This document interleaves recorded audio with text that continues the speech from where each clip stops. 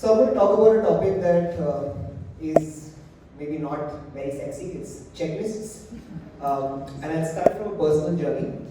I think lately, over the last few months, I've been feeling very anxious and kind of finding it hard to make decisions on a daily basis. And I observe that a lot of people around me are also feeling very similar. Like it could be people working in companies, friends, all of that. And that's where this exploration started from, and that's what this topic is about. So what I started doing was, I was very anxious. So I said, okay, everyone around the world is anxious. Let's look at 3 industries, okay, where people don't get to be anxious. Aviation, defense, and surgery. What's common here? Any guesses on to what? High pressure. High stakes, right? Like high consequence is the right word. So a pilot goes out for a flight and says, today, I'm feeling anxious. I don't want to be in that flight, I don't know about you. So, yeah, I think here's the industries where mistakes cost life, right? And I was just observing and trying to study these industries into where there is very high risk and high consequence. How do people really operate? Like, what is opportunity when you're not feeling your best? And the common solution, I'm not gonna, there's no surprise. It is checklists. Okay? Everything in these industries, like every process, is a checklist. I'm sure a bunch of you work with certain clients in these industries. Checklists are like I would say, almost like the holy grail. And we'll get a bit more into why. I think the first thing is, this is how all our brain is today. We are switching between WhatsApp, Chrome tabs, Netflix, I don't know, whatever, right? A lot of information being consumed. Ordering lots of food every day, Swiggy and Zomato and a bunch of other things which have just happened.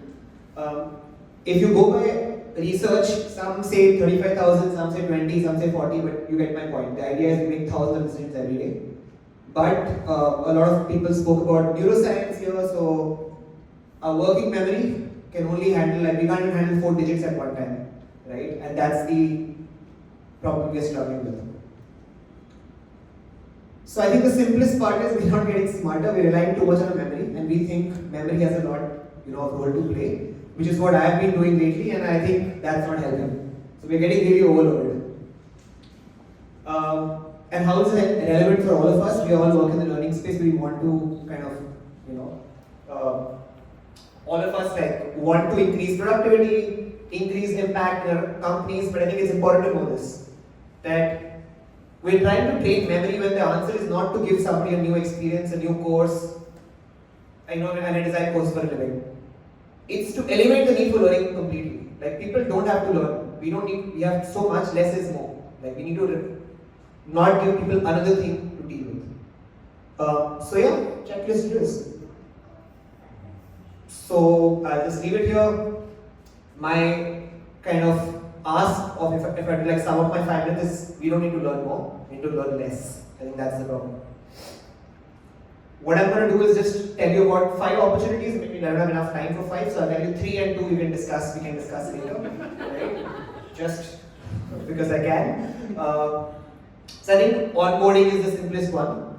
I think we used to do it in our previous startup as well, where we used to get any person on board. I think what we used to do is have a very detailed checklist of people they need to speak to, tools they need to use, even very micro tasks they need to do. I think what we observed after 14 days of the onboarding was people felt like they progressed a lot.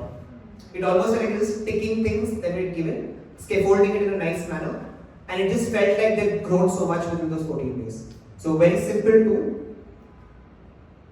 I think often, I think as Shrishti was saying, learning design is a craft, and it's also very messy. It's both science and art.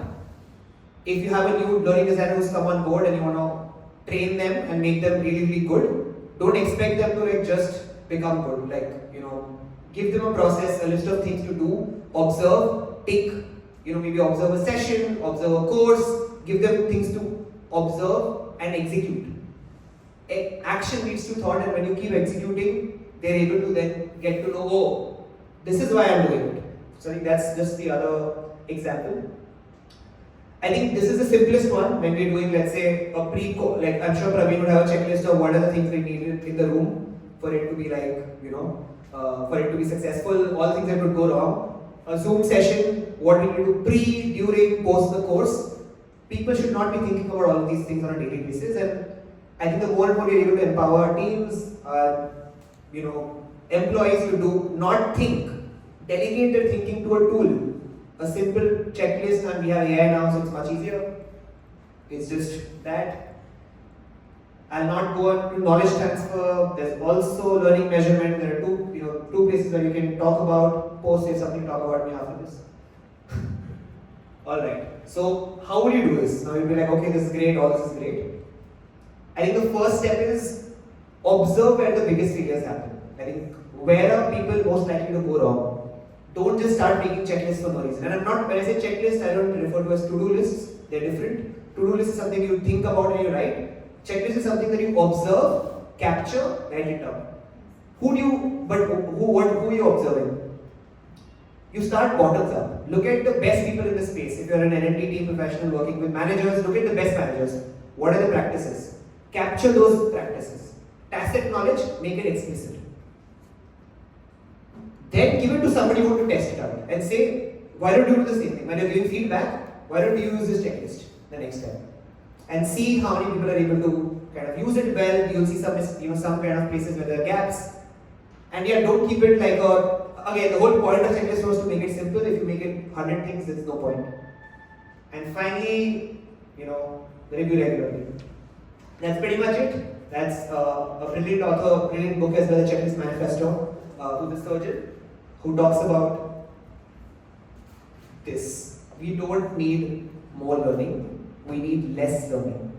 People don't need to remember, and especially the use of memory is something we need to almost let go of today. In today's world and time, we have so many choices. That's what I'll leave you with. Thank you so much.